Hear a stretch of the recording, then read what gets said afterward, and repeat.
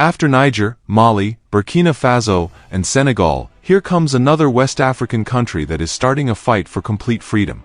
Tensions are highly escalating in Togo as a result of the adoption of a new constitution on March 25, 2024. The said new constitution now grants parliamentary the powers to elect the president of the republic. This therefore means that the TogoLese will no longer have the opportunity to elect their president.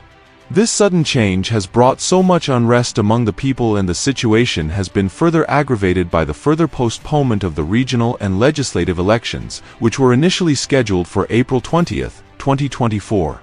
As a result of this, the political opposition party and the civil society organizations have decided to protest against this decision on the streets. They are calling for their voices to be heard and demanding that the government address their concerns. However, rather than giving a listening ear to the people and addressing the situation, the government has responded with arrests and retaliations.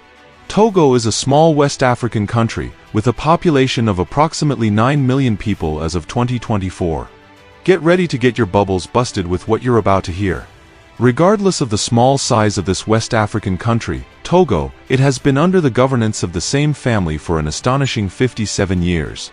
Initially, the country was led by Ayamadama Nazingbai, who rose to power in a military coup in 1967 and ruled with an iron fist until his demise in 2005.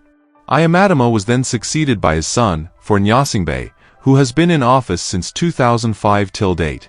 Gnassingbé's rise to power was highly controversial, with the opposition party insinuating that the elections were fraudulent and rigged to favor Faure. This sparked widespread protest all over the country, with many Togolese demanding an end to the family's long overdue reign. However, the protests were rather met with violent retaliation, with security forces throwing tear gas and live ammunition to disperse the protesters. Despite this harsh retaliation from the military, the opposition has not given up on their push for democratic reforms and end to the Gnassingbé regime. In 2017, a wave of protest erupted across Togo, with thousands coming out on the streets, demanding for President Fauve's resignation as well as an overhaul of the country's political system. These protests once again were responded with a brutal crackdown, during which dozens of people lost their lives and hundreds were arrested. Looking at what is happening presently, the new Togolese constitution brings forward significant reforms in the country's political system. One of the major changes is the elimination of direct voting rights for the presidential election. This therefore means that a parliamentary government system will be introduced, where the president will be elected solely by members of the parliament, eliminating the normal universal voting rights. It appears that the leader is trying to employ a strategy to uphold their position of power as well as ensure that their family's legacy is secured in power. However, one potential concern is that the new constitution does not take into consideration the time already spent in power.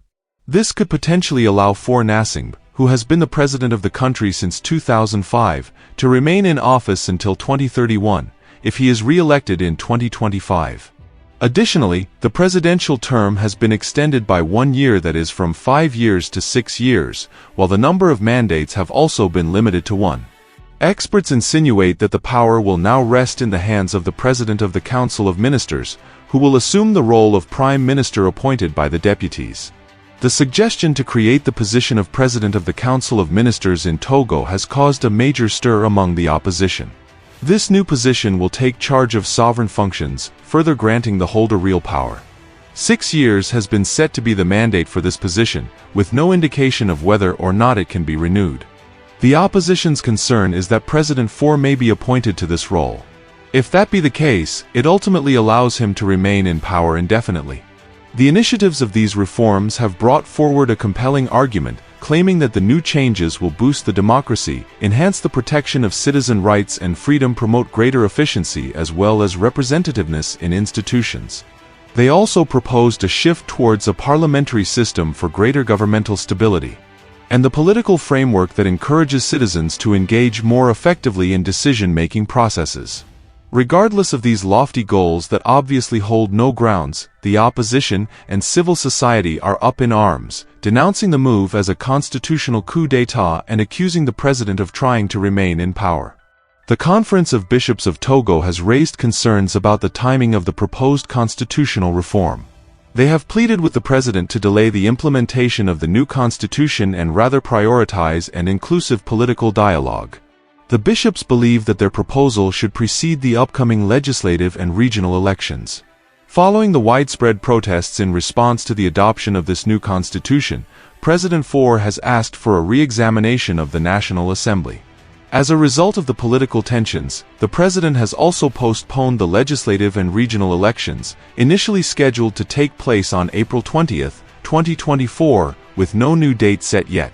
To address the concerns of the people, the National Assembly will embark on a 3-day tour across the country to consult traditional and different organized groups on how to improve the constitution. This campaign, known as the Information and Listening Tour of the Population on the Revision of the Constitution, is aimed at presenting the new constitution to the public and gather their feedback. Meanwhile, the opposition and civil society have called for 3 days of demonstrations, that is, on the 11th, 12th, and 13th of April, 2024, as a part of their counterattack actions against the new constitution. Although this is something that obviously cannot be considered due to past experiences, some news sources are reporting that 11 groups of civil society organizations in Togo have mentioned that their concerns over the postponement of elections and the government's proposed constitutional reform.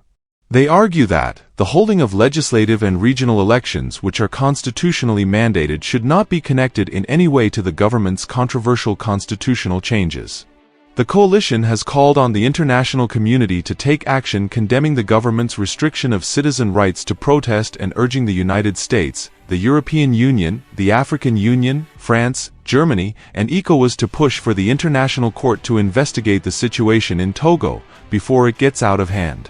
While the government assures that it is not repressing its opposition, but rather maintaining public order, the civil society organization maintains that the situation is urgent and demands immediate attention.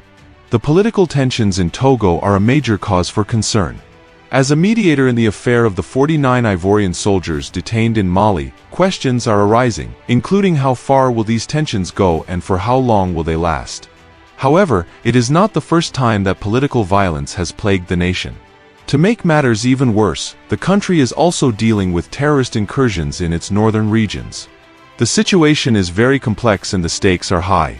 It remains to be seen what the future holds for this troubled nation. Thank you for watching till this end. Do not forget to subscribe to our channel and please turn on the notification bell to get notified whenever we upload new videos.